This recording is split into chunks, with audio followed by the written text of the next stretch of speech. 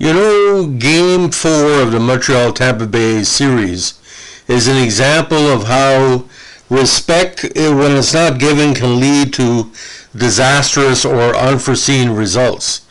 The way Tampa Bay played in Game 4 allowed Montreal to win the game where Tampa Bay should have every momentum to sweep the Habs.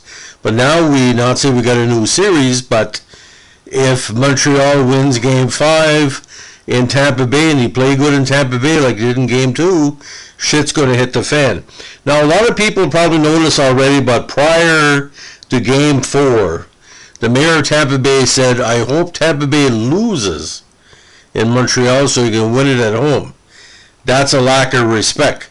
Now, the way Tampa Bay played, Stamkos and a few other players were playing Montreal with respect. But the way that Tampa Bay played at the end of the game and into overtime was disastrous from a respect standpoint. Let's break it down very quickly. Shea Weber, one of Montreal's toughest veteran players, got a 4-minute ice-sticking penalty for drawing blood on one of the Tampa Bay players at the end of the third period. Tampa Bay had an advantage of a minute at the end of the third, 3 minutes into overtime. Now, they had about 6 or 7 shots in the power play, what they call a double power play, 2 minutes times 2. But this is one goal away for the Stanley Cup, and he played it foolishly, lethargic. Weren't crashing the net, weren't doing what they were doing in Tampa Bay in Game 1 and in Montreal in Game 3. This is the Stanley Cup. This ain't no PWC tournament on the North Shore. You score a goal, you get a participation trophy. If you're defending Stanley Cup champion and you're playing like that to let your opponent up, I'll give you an example of what I mean. Marvin Hagler said, I was scared of Durant, that's why I knocked him out.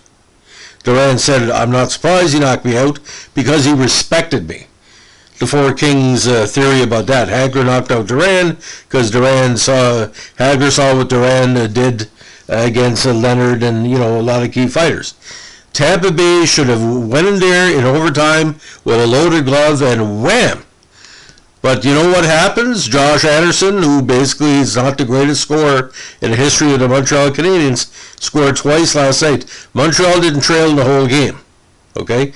He never did nothing until Game 4. Now, this, like I said, Montreal knows how to defeat an opponent. They did that in 71. They did that against the Rangers in 79. Did it against Calgary in 86. Did it against the Kings in 93. When you have an opportunity to beat your opponent, in 86, won 4 straight. In 93, won 4 straight. The reason why he didn't win the Cup in 89 is because they're up 2-1 and he couldn't sustain the momentum against a much better team.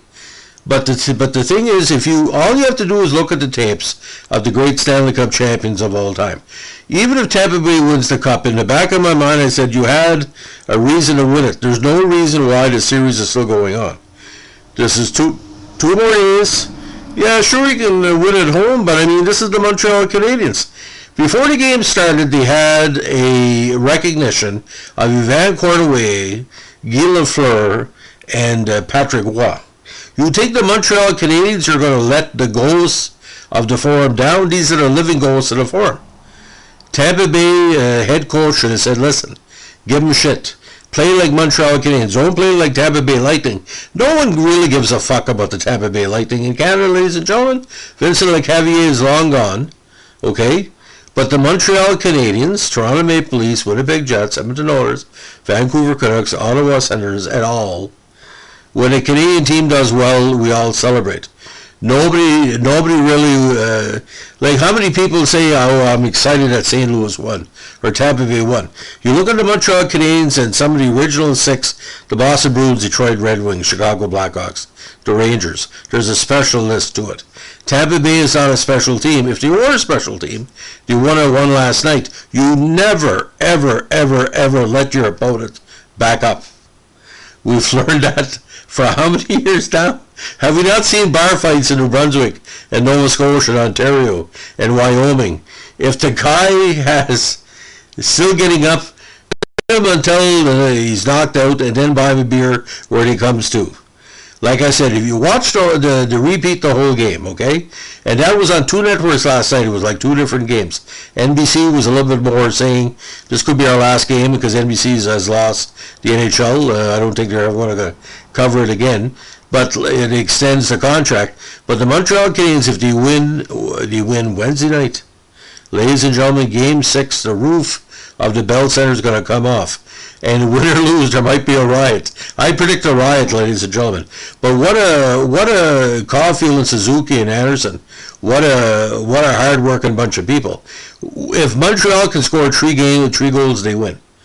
Usually, I think 90% of the time. But Tampa Bay, again, it just goes to show you're not Stanley Cup material like other teams have been. Freak, even the Maple Leafs did that in 1967. They had a chance to knock Montreal off, and they took it. And I'm not going to praise the Toronto Maple Leafs in this, but at least with Toronto Maple Leafs had a killer instinct. Why didn't Tampa Bay watch the games that Calgary won against Montreal and all this to learn how to beat them, you know? I don't know. It's not just winning, it's how you win is what I'm saying. So ladies and gentlemen, if you like what we're doing here with our rants about the playoffs, please let us know. We'll like, comment, or subscribe. I predicted Tampa Bay in 5. My prediction might still come true. But again, don't let the Montreal Canadiens back up. Have we not learned from 1966? Have we not learned from 71? Have we not learned from 79? Have we not learned from 86? And 93, and even the series against the Nordiques. Nordiques had a chance to knock Montreal off, and he let them back up. You know, the glorious ones know how to win. Thanks for listening. Bye.